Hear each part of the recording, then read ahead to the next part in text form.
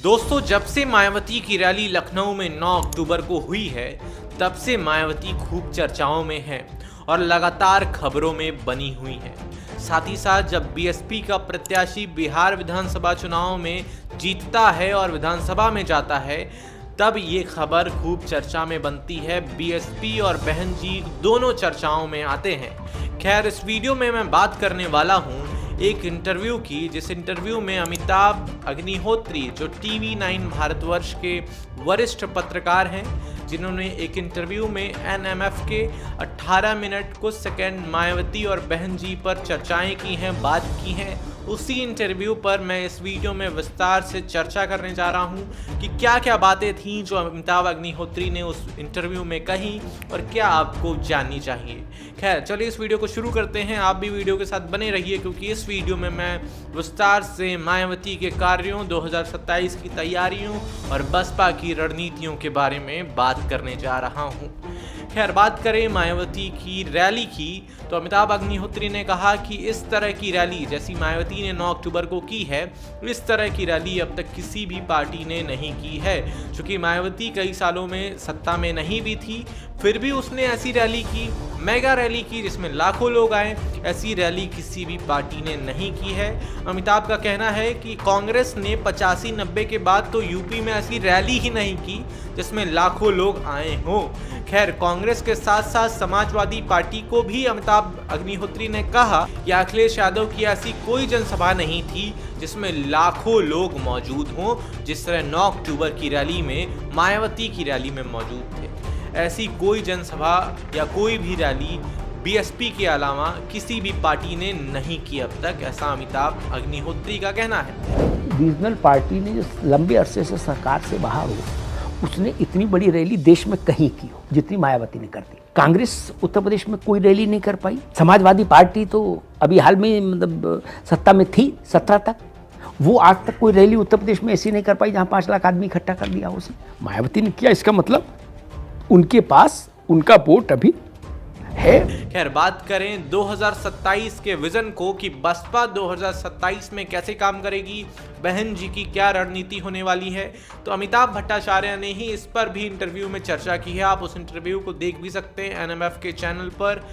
Amitabh Agnihotri interview डालकर आप उसको सुन भी सकते हैं। खैर, बात करें 2027 में क्या होने वाला है, बसपा की क्या तैयारियां होंगी, मायावती का क्या पोजीशन होगा, तो अमिताभ ने कहा कि 2027 में मायावती बहुत एक्टिव नज़र आएंगी, क्योंकि जब से 9 अक्टूबर वाली रैली हुई है उसके बाद से मायावती लगातार चर्चाओं में हैं और उनकी रैलियां, उनके जनसभाओं की चर्चा अभी भी हो रही है।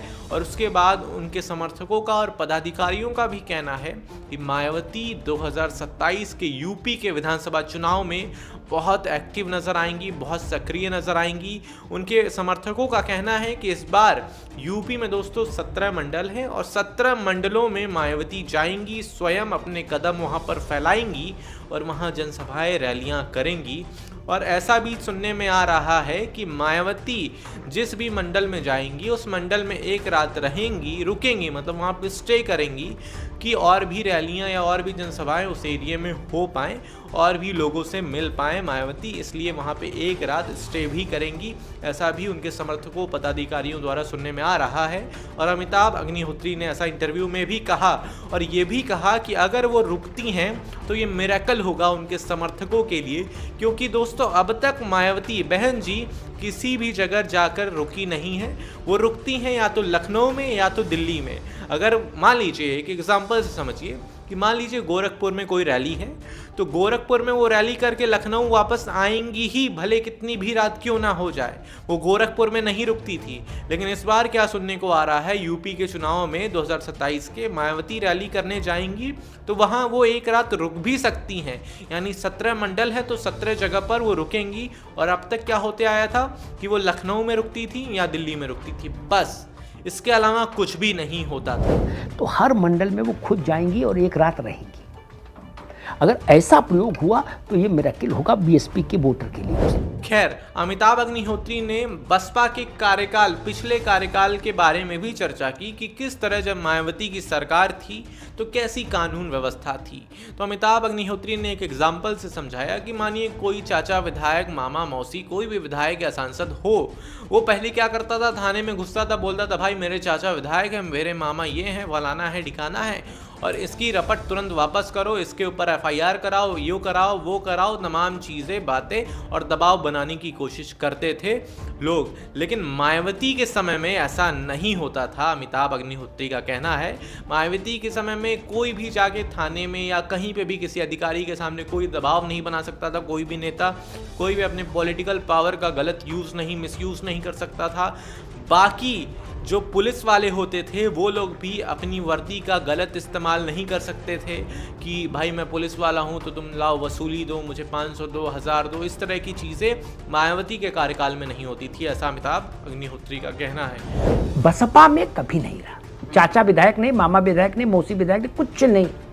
आप विधायक हैं, सांसद हैं, फिर भी तमीज से रहिए। अच्छा दोस्तों, इसी इंटरव्यू में अमिताभ अग्निहोत्री से पूछा गया कि मायावती जी का ग्राफ क्यों गिरा, ग्राफ क्यों डाउन हुआ और मायावती बीच में कहाँ गायब हो गई थी, उतने साल बाद अभी को रैली की, लाखों लोग उसमें मौजूद थे, लेकिन बीच में गायब कहाँ हो गई थी और क्या रीज़न था बीएसपी के ग्राफ के गिरने का।